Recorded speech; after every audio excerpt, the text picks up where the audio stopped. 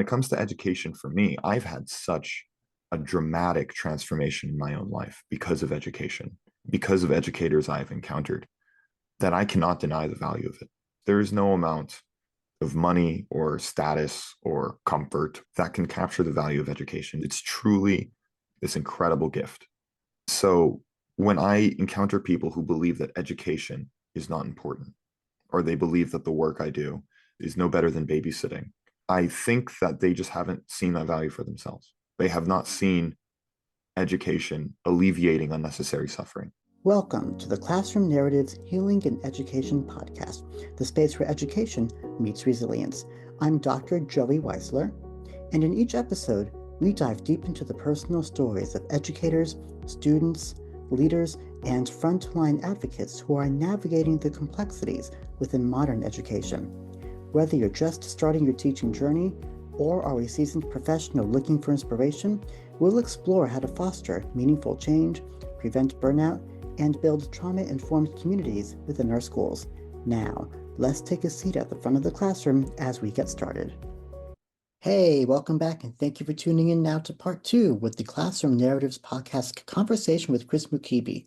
In our conversations together, we are talking in combination about real learning, real trauma, the ability to suffer less, and also the power of connection through our schools and our communities.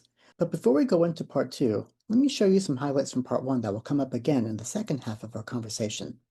The biggest thing I noticed with those kids is a lot of them tagged me as the adult they felt safest with on campus, which I so deeply appreciate and recognize the privilege of that.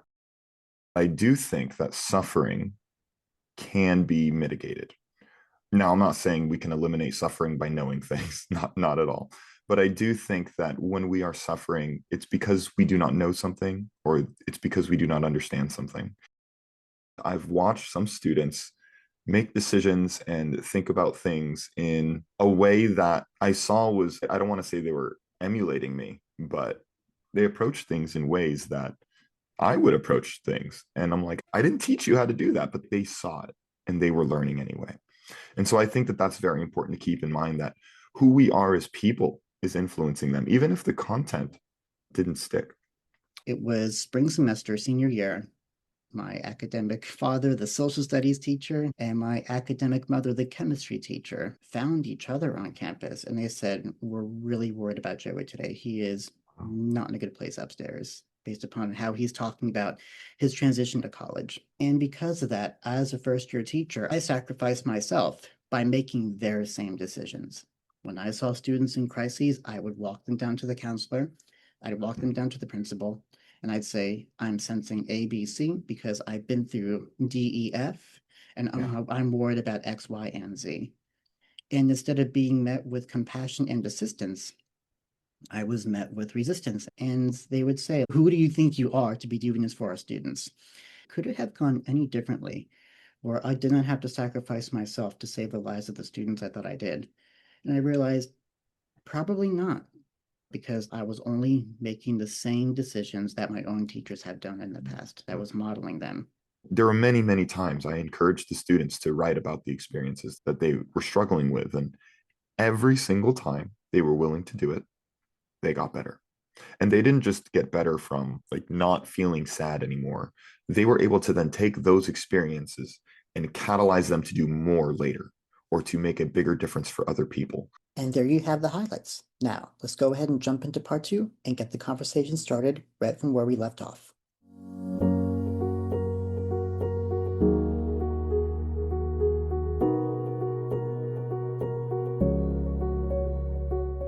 You're also reminding me of, okay, so after that senior year had happened, Yeah. I began my first summer term of college. And in the summer, we're actually taking a no credit, I've never heard of that before, a no credit student success class. Even the professor, she walks in on the first day, she told us that she was actually leaving at the end of that summer semester. So she was only employed by the university for 6 more weeks. In the back of my mind, I completely understand her now. My heart goes out to her, but at the time I'm like, dude, you should not be standing here teaching these petrified first semester summer freshmen if you're about to leave, because we're not going to remember you and build a relationship with you. But we walk in, she's like, yeah, you don't have to pay a penny to be here. This class is what it is. Now that I think about it, I don't even know if she was getting paid to teach that class at 8 a.m. on a Tuesday Oh, morning wow. over the summer because it was no credit for us. Like sometimes we're paid by the credit. So she probably didn't even get anything from what I'm guessing. And Wow. so our first assignment was to just write about how we feel about being in college. And again, I get it now, one foot out the door. But I pretty much wrote in my first, second, third week of college, I'm like, I hate it. I don't want to be here. Almost like my first year of teaching. I don't know anybody. I don't have a Yeah. backup plan. I don't know what I want to do, but this ain't it. She sent it back with a check mark. She gave it back to me with a check mark through it. And to me, that was like, that was so dismissive. Yeah. And I never forgot how I felt when I saw that come back to me. So then we had to take a 2 credit welcome to college success thing in the fall. So now we actually get to have credits wrapped up towards that 120 mark, that threshold line in the fall. And we all had to do it again because I was a part of what's called a learning community cohort, which it was suggested that I use it to meet new people. I see. Which I met more professors than classmates by being a part of that, which is fine. And so, anyways, I'm in this cohort, and the professor who I had then, her name is Becky, Dr. Becky Mulvaney. She had the same assignment. How are you feeling about college? Da, da, da, da. And I wrote almost the same response. I don't Mhm. know what I'm doing. I don't have a place here. I don't feel seen. And she passed that paper back to me the next class. It's probably a Thursday because we wrote that on a Tuesday, that composition. She waits until everybody else leaves the room to give mine back to me. She hands it back to me. She says, I read your composition, and all I want to ask is, how are you doing? Not from the time you wrote this composition 2 days ago, but how are you doing today? How do you feel today? And what support can I offer you today and going forward? There was Wow. something about that moment that made me feel so seen. And I Yeah. bring that up, Chris, because you too are somebody who makes people feel seen without being a therapist, without being a superhero, right? And by using language, by using words and letting students share stories, that's all we're doing is letting them feel seen and heard.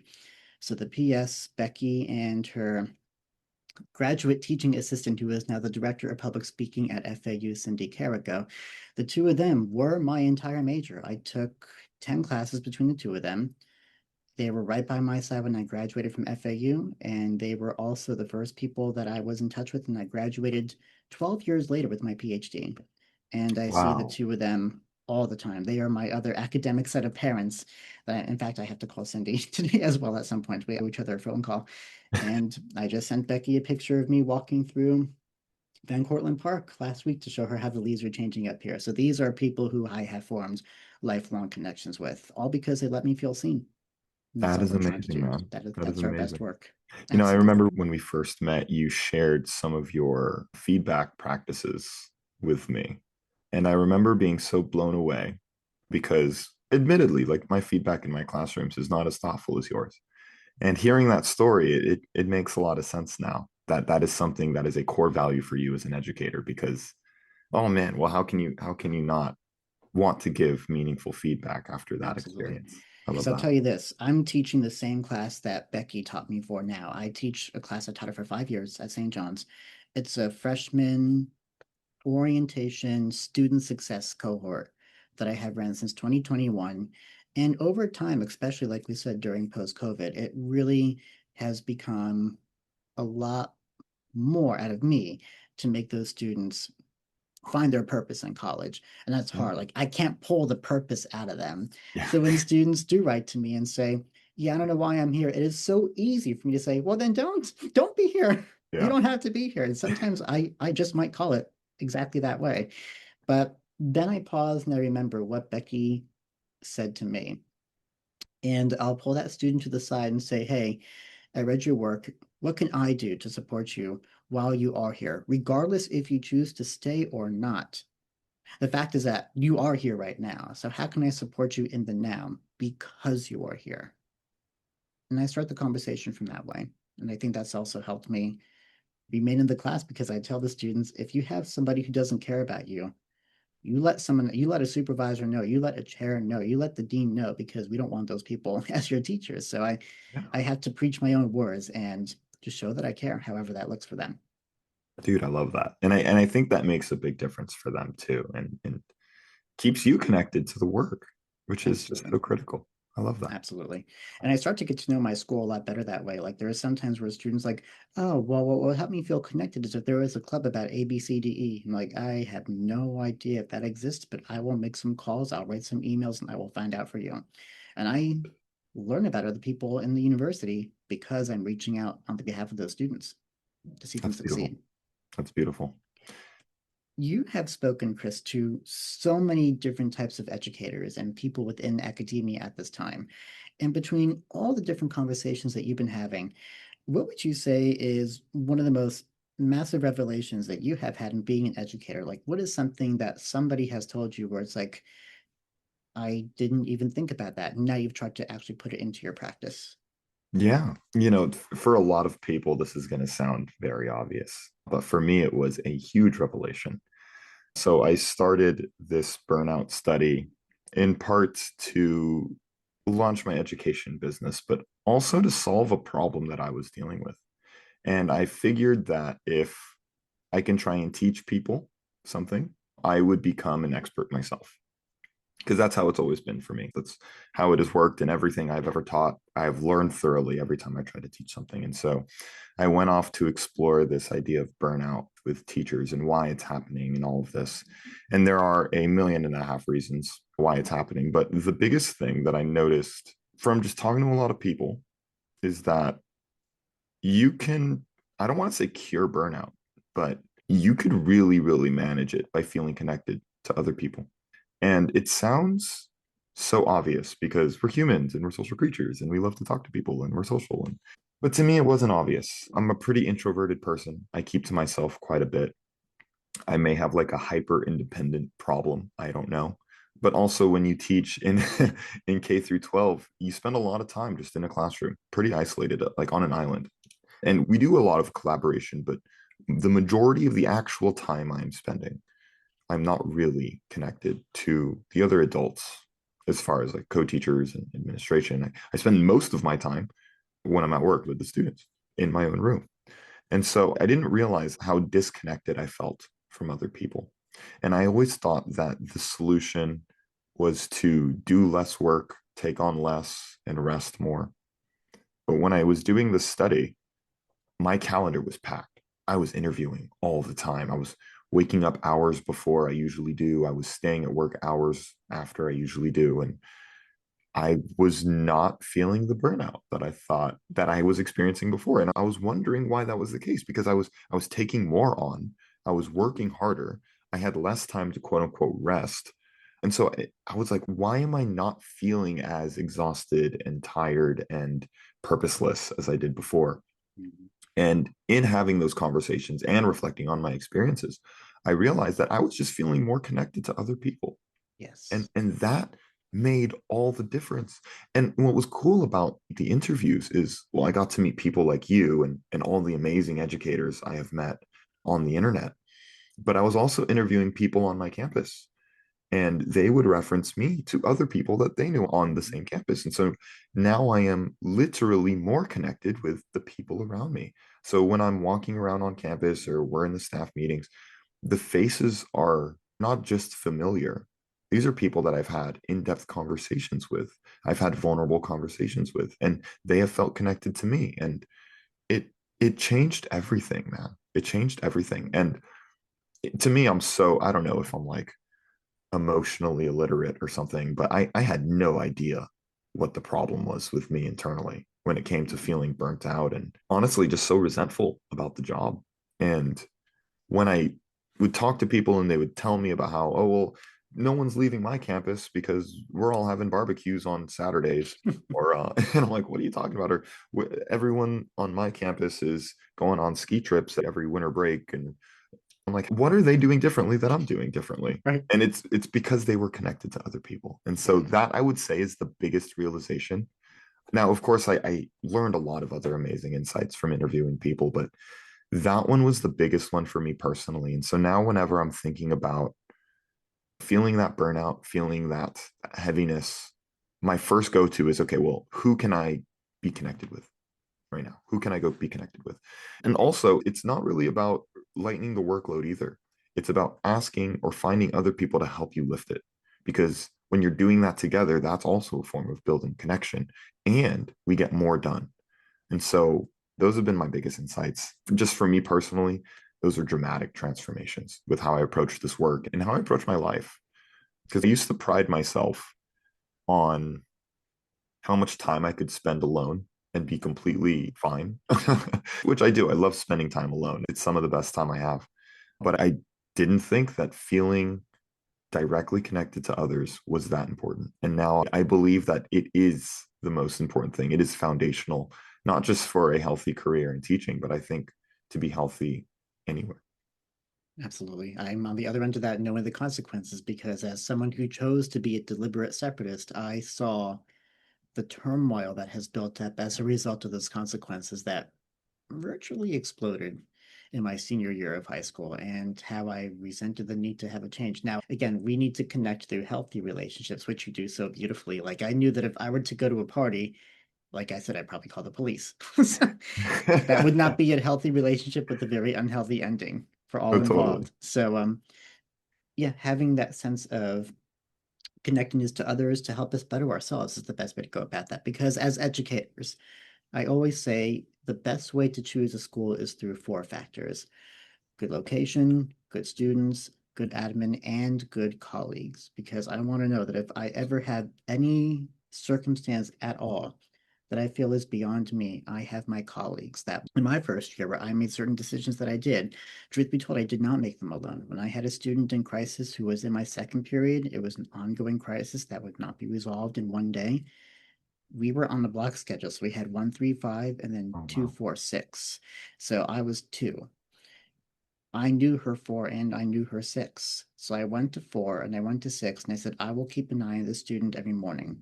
I need you to watch her during lunch, and you, six, watch her in the afternoons. And by that, we formed a village. And I could not have done it if I did not feel a connection to my colleagues. And that would have made it Absolutely. even harder on me to feel like I was the only one that had eyes on this child at all times. Totally. Totally. And maybe it's because educators have like bleeding hearts or something, but I Mhm. do think that when we're connected to these kids, it is impossible to separate their challenges from our experiences. Like I Mhm. do think that on some level we feel what they are feeling, and that cannot be Absolutely. ignored. And if we feel like we're the only ones dealing with that, it's too heavy. It's too heavy. Absolutely. Mhm. Absolutely. And so we've talked a lot within our conversation, or rather through your reels as well, about how the nervous system actually works in the classroom. And sometimes I also feel this sense of imposter syndrome, like I'm just this 25-year-old still trying Totally. to learn the ropes of education, and is still working to re-regulate my nervous system in the Yeah. aftermath of a community tragedy. And I thought Yeah. about that. I'm like, why am I the person who students feel should be in front of them to confide their grief to, and how should I respond to that? And then likewise, we are living in a circumstance where, as you said before, half the country does not find value in what we do as a society, which is also just as scary. So, how do you manage all of that? The nervous system, the imposter syndrome, and just the societal outlook and what you do in your everyday? Yeah. So for the imposter syndrome, I still struggle with it. I still struggle with it. I think it's like, I don't want to say I am an imposter and I'm just pretending, but I do feel like everything is a game and we're Mhm. players in the game. It's not, am I a teacher? It's how good of a teacher am I? And I think that everyone can take on that role as a teacher, right? They probably wouldn't be a very good one, but they could still be one. And so seeing it as a continuum, I think has helped me understand, or at least be less harsh on myself when it comes to that judgment. But I also realized, I want to say shortly after college, that courage is a foundational virtue. And by that, I mean all other good things spring from courage. And so I must have courage to be a teacher in order to have good outcomes. And so, despite how I feel, feeling afraid that I am not good enough to teach these students or I am not equipped to guide them properly, I need to have courage that I could if I stepped up to the plate, like all great hero stories. And I've learned recently that, and by recently, I want to say within the last 5 years, faith is also something foundational for virtue as well. And so I must believe that I can be a good educator despite having evidence. And what I've noticed is, I have so much evidence now. Like I got, oh man, more kind letters from students than I can count. I have them overflowing at a desk at work. I have them overflowing in my home office. And I'm so grateful for that. And I get so much positive feedback on Instagram and online and just in general. But I still feel like I'm not good enough. I still feel like I have that imposter syndrome. And I noticed that the faith isn't necessarily to believe in the absence of evidence, but for me, it's to believe even when I don't believe the evidence in front of me. And so I see dealing with imposter syndrome as an exercise in a challenge of my courage and my faith. And so seeing it as that, it allows me to approach it as an infinite game. It's not something that I think I'll ever be at the finish line of, but I think it's something that reminds me to remain courageous and be faithful. I love that, especially with the imposter syndrome. I also have a big notebook right here to my right in my desk drawer that is Mm. also overflowing with now 7 going on 8 years of notes and messages from students. And Not surprised, man. especially as an adjunct, and I'll say this transparently too. As an adjunct, I'm always hustling. I'm teaching 10 classes this semester because I never know which school is going to want me from one term to the next.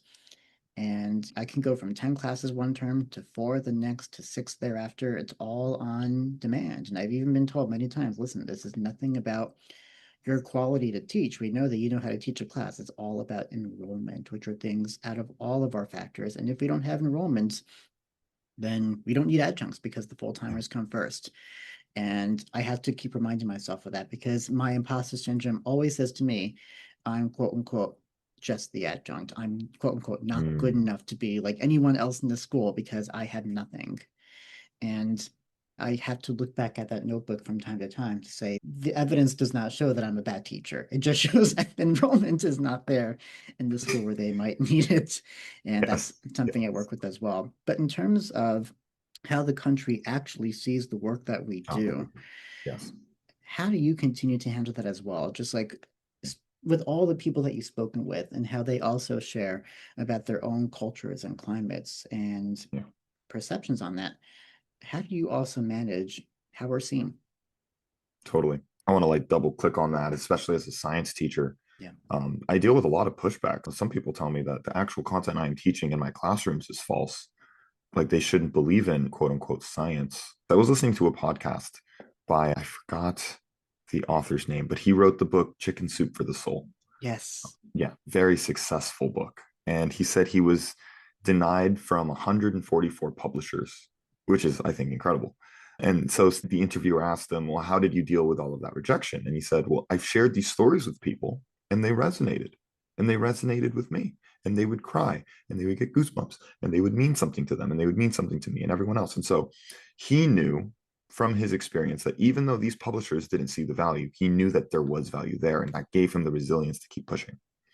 And so when it comes to education for me, I've had such a dramatic transformation in my own life because of education, because of educators I've encountered, that I cannot deny the value of it.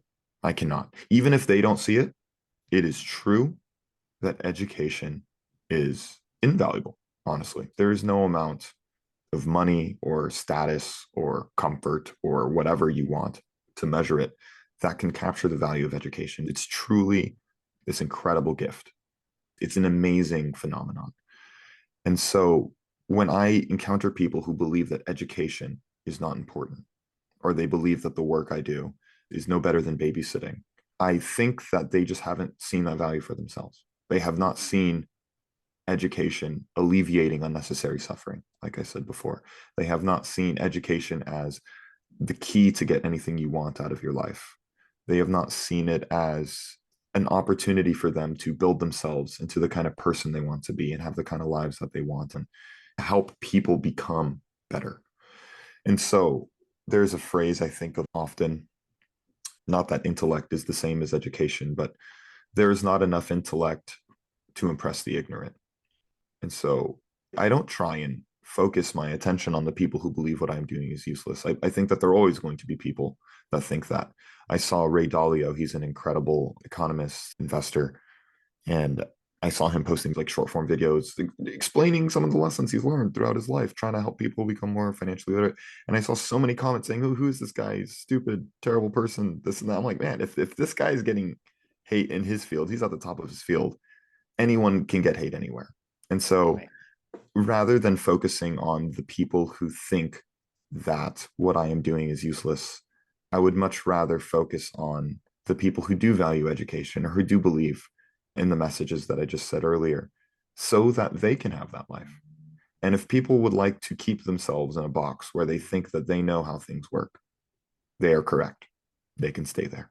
And that's totally fine with me. And for those that are listening, I know that even those who tune in here are probably ones that advocate for the fact that education always helps us elevate.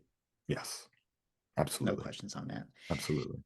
And with our dialogue today, I've loved this conversation. We're going to have so much content to take from this as well. What would you say is 2 takeaways that you want audiences to know from our dialogue?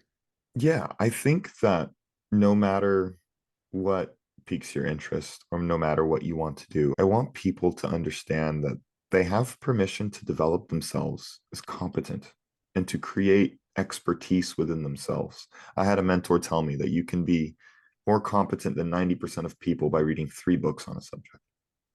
And experts aren't necessarily people with degrees or have gone to fancy universities, but people who just know more than you, which means anyone can be an expert in anything. And I tell my students this often, like they're 15, but they are experts in things that I am not expert in. And I can learn from them because they know something I don't. And so I hope that everyone can either know this for themselves or spread this message that you can develop yourself into becoming as competent as you need to be. And you do not have to rely on experts. I tell my students often that if you are educated, people cannot have authority over you, right? I give the example of if you are a doctor, you know more about health than someone else who doesn't. And so you can make more informed decisions. Other people cannot tell you what is true otherwise. But if you are not one, you are at the mercy of the expert and you are hoping that they know what they're talking about and you're hoping that they'll be honest with you. And that's tough. And so I want people to know that they can create expertise within themselves, which gives themselves more power and more authority over their own lives. And I also believe that that will give people more confidence and extinguish fear. And I think that that will give them the ability to have the conversations they need to bring out the life they want and become the person they want to be. Like you said, if students are doing what we model, then they will do that because you have certainly modeled the ability to have conversations with many different types of people. Yes, absolutely. Absolutely. Yeah. People can take expertise in their own hands and be that guiding light for other people. Absolutely. Where can we learn more about the work that you're doing? Yeah, absolutely. I'm most active right now on Instagram at Mr. Mukiibi, MrMukiibi. So they can follow me on Instagram. Feel free to message me. I spend too much time responding to everybody. And so I would love to hear from people who listen to this, especially if you're a fan of Dr. Weisler here, because I am a big fan of you. So please reach out to me on Instagram. By the time this comes out, I will have either presented a webinar or will be presenting it. And so if you're interested in learning more about the work I'm doing from those interviews and what I'm doing to try and help the public education system, I will be presenting a webinar about the behavior crisis. I'm going to be presenting 3 data-driven changes that reduce burnout and transform school culture. People can email me, chris@chrismukiibi.com. Please, I would love to contact anyone who wants to talk to me.